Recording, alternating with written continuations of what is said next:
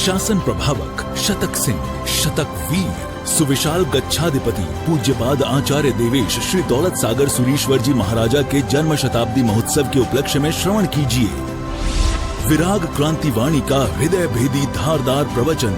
जिन शासन जिंदाबाद। क्रांतिकारी प्रवचनकार श्री शत्रुंजय महातीर्थ सेवक, कत्ल खानों के जाहिर विरोधक, लाखों पशुओं के रक्षक, मिशन हिंसा मुक्त पालिताना के मार्गदर्शक, श्वेतांबर मूर्ति पूजक तपोगच्छीय सुविशाल सागर समुदाय के गौरव, पूज्य पन्यास प्रवर श्री विराग सागर जी महाराज।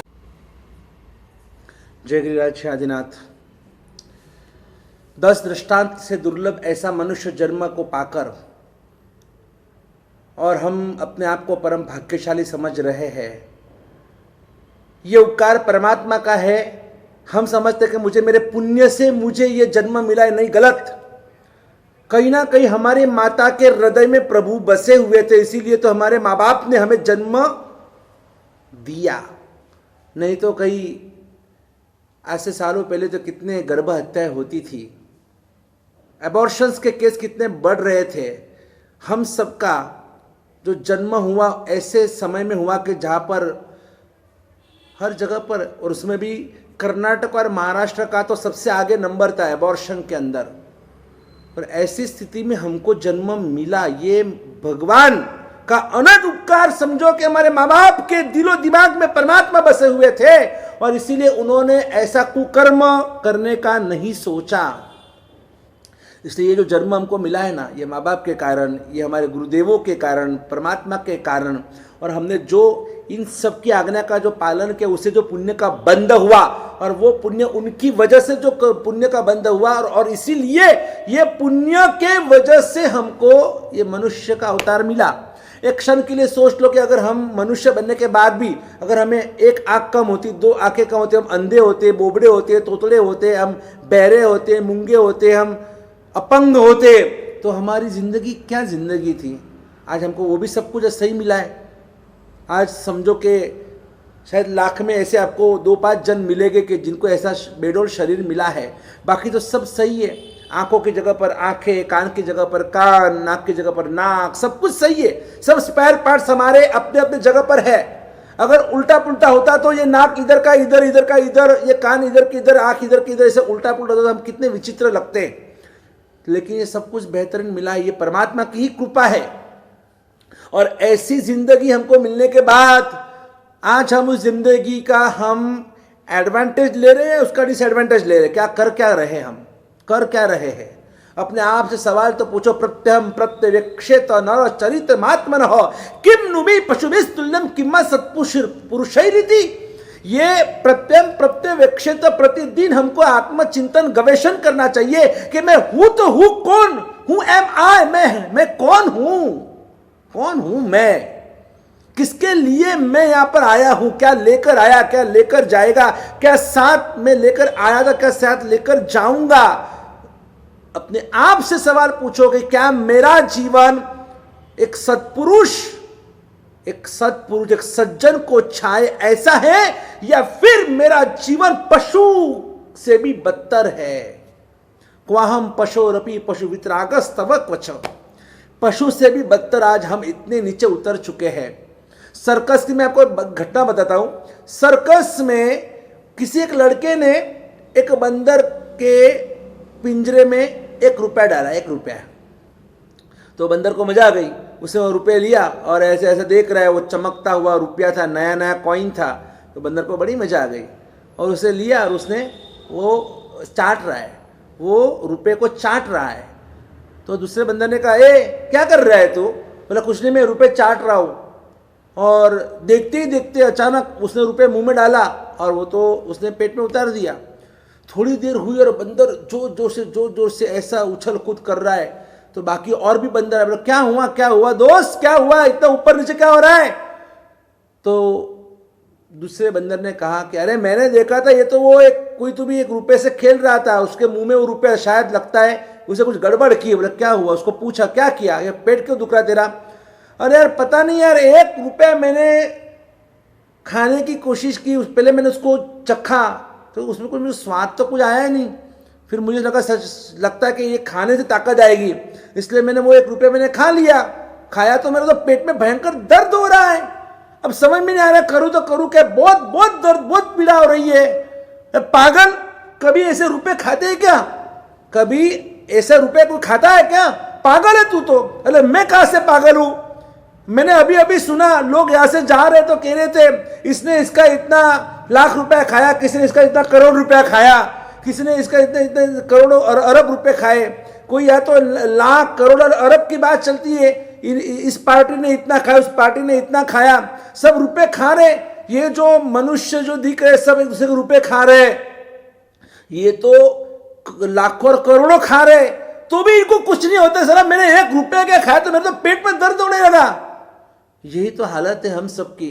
एक बंदर भी हमको कहना चाहता है कि रुपया मत खाओ, लेकिन हम लोग, हमारा जो ये दिमाग है ना, ये दूसरे राजकुमार की तरह है। दूसरे राजकुमार ने क्या किया था? तो उसने पूरा महल भरा था, कचरे से भरा था। हमारा दिमाग भी किससे भरा हुआ है? कचरे से भरा हुआ है। हम भी एक दूसरे को फंसाने की बात करते, एक दूसरे से माया प्रपंच करते हैं, छक्के पंचे करते हैं, किसी को बाटली में उतारते हैं, किसी को फंसाते हैं, किसी को रुलाते हैं, किसी को तड़पाते हैं। यही तो हम कर रहे हैं। और इसीलिए तो ये हमसे तो पशु भी अच्छे हैं। वो 1 रुपया खाता है तो दूसरी बात कभी खाने का नाम नहीं लेता है। और हम तो रोज रोज कितने को लूट रहे, कितने के पैसे दबा रहे हैं, कितने की जमीन हड़प कर रहे हैं, कितने के फ्लैट हड़प करते हैं, कितने के हम दागीने ऑर्नामेंट्स गहने हड़प करते हैं। हम क्या नहीं कर रहे, क्या नहीं कर रहे? प्रश्न है, प्रश्न, बहुत बड़ा प्रश्न है। और इसीलिए मैं समझता हूं कि हम पहले राजकुमार की तरह या तो हम दूसरे राजकुमार की तरह है।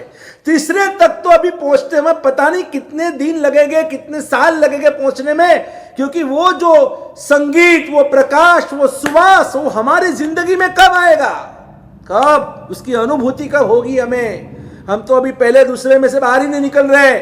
इतने साल, इतने सब कुछ, इतने प्रवचन सुनने के बाद, इतने भगवान की पूजा, कितने भगवान की पूजा की आज तक अपने? चलो करो, टोटल करो कि समझो एक दिन के 10 भगवान की पूजा एवरेज, कभी 50 भगवान, कभी 25 भगवान, कभी 100 भगवान, तीर्थ में तो बहुत सारे भगवान की हमने पूजा की। तो समझ लो अब एवरेज रोज के 10 भगवान की पूजा, तो आज एक दिन के 10, तो महीने के कितने हुए? 300, तो साल के कितने हुए? आप टोटल करो ना, ऐसे करो 3600, तो 10 साल में 36,000। तो आज तक हमारी जिंदगी में हमने कितने भगवान की पूजा की? लाखों भगवान की पूजा की। कितने नौकार का जाप किया होगा?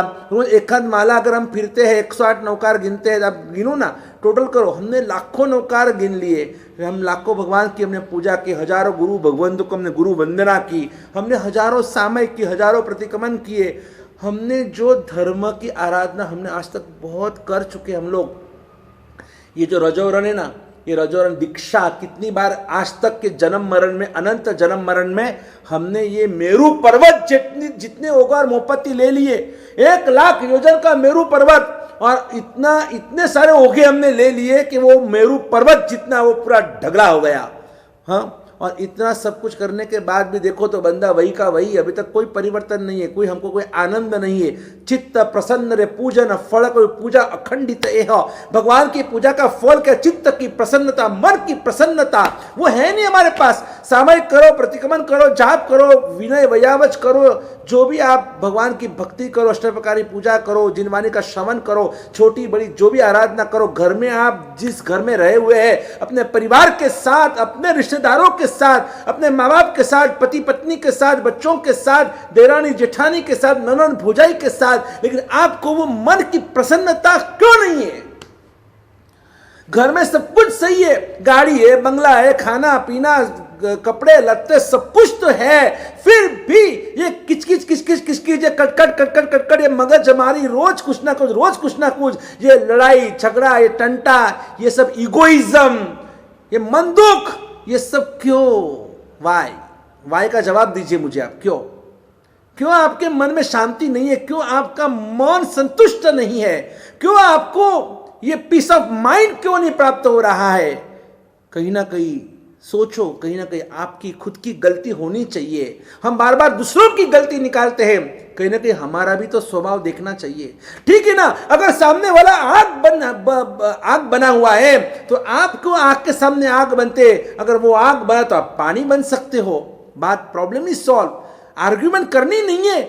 अगर किसी ने कुछ भी कहा चुपचाप सहन कर लो, चुपचाप शांति से सुन लो, क्या फर्क पड़ता है, बोलने दो उसको।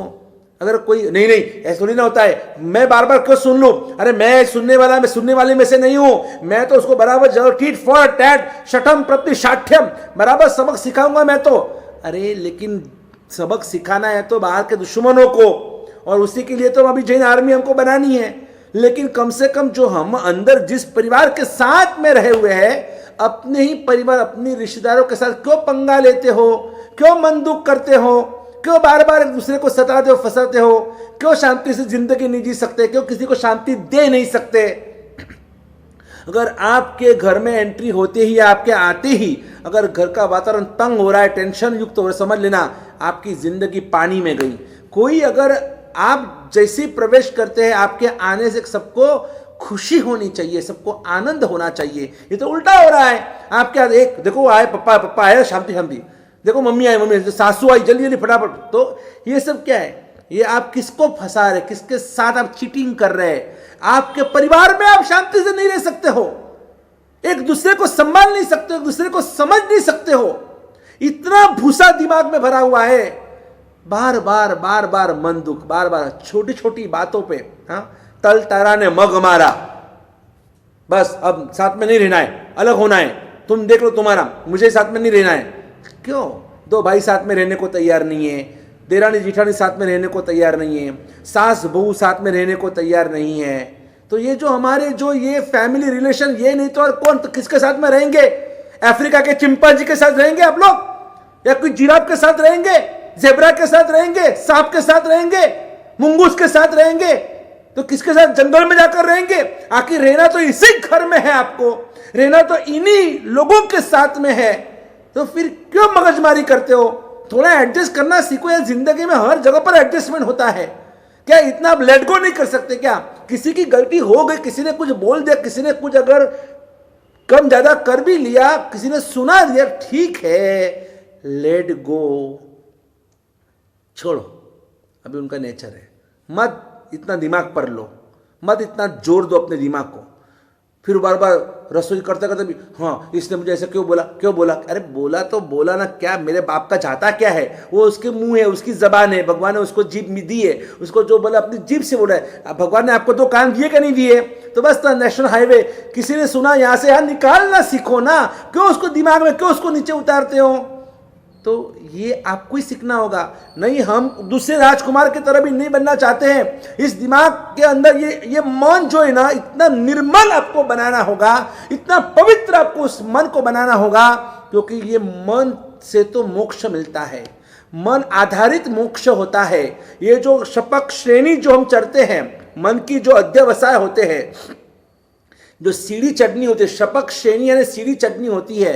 सीढ़ी बोले तो मन के विचार हमको शुभ बनाने होते हैं। तो वो अगर ऐसे निमित्त में हम तो पूरे हिल जाएंगे, हमारे विचार ऊपर नहीं नीचे चले जाएंगे, तो इससे तो हम और दुर्गति में जाएंगे। हमको तो मोक्ष में जाना है। मन एवं मनुष्यानम कारणम बंध मोक्षयो हो। कर्म बंध का कारण, कर्म निजरा का कारण, मोक्ष का कारण, सद्गति का कारण, दुर्गति का कारण, ये सभी कारण, हमारे संसार को स्वर्ग बनाना, नरक बनाना, ये सब अपने मन के ऊपर, वो अपने स्वभाव के ऊपर डिपेंड होता है। उसको शांत कर दो, बस एकदम शांत। इस दिमाग को, हमको इस खोपड़ी को सुधारना है। और खोपड़ी को सुधारने के लिए उत्तराध्ययन सूत्र के अंदर, सूत्र में भगवान परमात्मा महावीर स्वामी जी ने कहा, मन एक सुई है, सुई। और ये सुई जो होती है, अकेली कहीं पर भी गिर जाएगी तो जल्दी हाथ में नहीं आती, उसको दोरे के साथ बांध दो। और वो दोरा है स्वाध्याय रूपी दोरा, दोरा है प्रभु भक्ति रूपी दोरा, गुरु भक्ति रूपी दोरा। 36 अनुष्ठान जो हम करवा रहे, इसीलिए तो करवा रहे, कहीं ना कहीं आपका मन किसी ना किसी अनुष्ठान के अंदर जुड़ जाए और आपको वो अनुष्ठान अच्छा लग जाए और आप उसमें आगे बढ़ो। मन को कंट्रोल करना, मन को कंट्रोल करने से पहले वाणी को कंट्रोल करना होगा, वाणी को कंट्रोल करने से पहले हमें अपने काया को कंट्रोल करना होगा।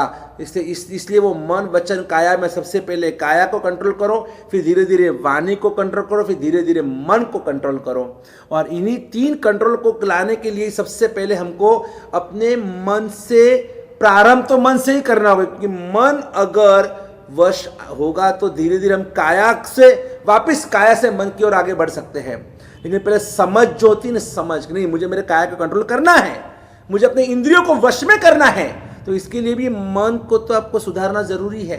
एक फकीर थे, फकीर, और उस फकीर ने एक राजा को कहा कि महाराज मैं बहुत आशा से आपके पास आया हूँ, मैं आपको कुछ चमत्कार दिखाना चाहता हूँ। तो फकीर जी को देखकर उस महाराजा ने कहा ठीक है बोलो क्या है। बोला कुछ नहीं, मेरा एक छोटा सा पात्र है, इस पात्र को आपको भरना है और कुछ नहीं।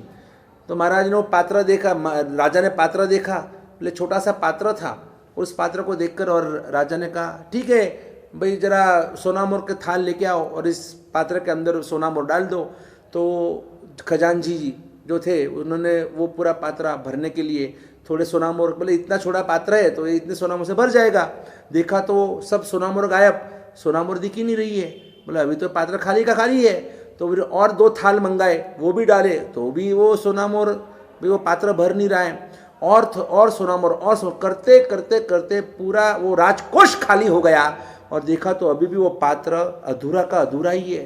राजा बोले ये कैसा आश्चर्य, ये कैसा चमत्कार है, कुछ समझ में नहीं आया।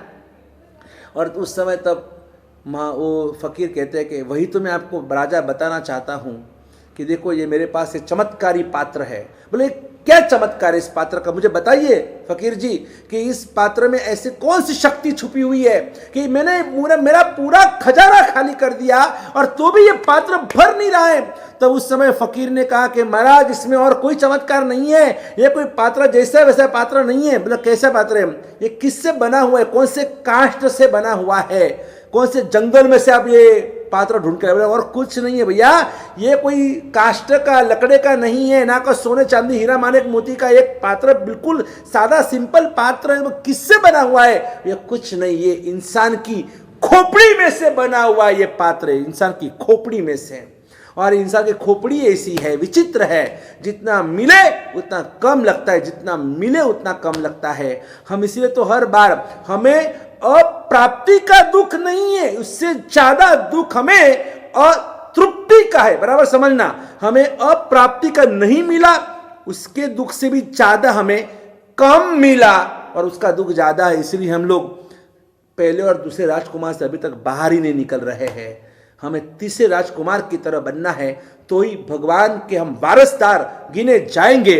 और वह तीसरे राजकुमार की तरह बनने के लिए ही जुड़कर रहिएगा। तब तक के लिए बस परमात्मा का ध्यान धरिए, अपने आत्मा का चिंतन मंथन कीजिए, गवेषण कीजिए, आपको भगवान बहुत सद्बुद्धि देंगे। और इसी से अब हमें आगे का हमारा जीवन, हमारे जीवन की एक नई यात्रा का प्रारंभ शुभारंभ करना है।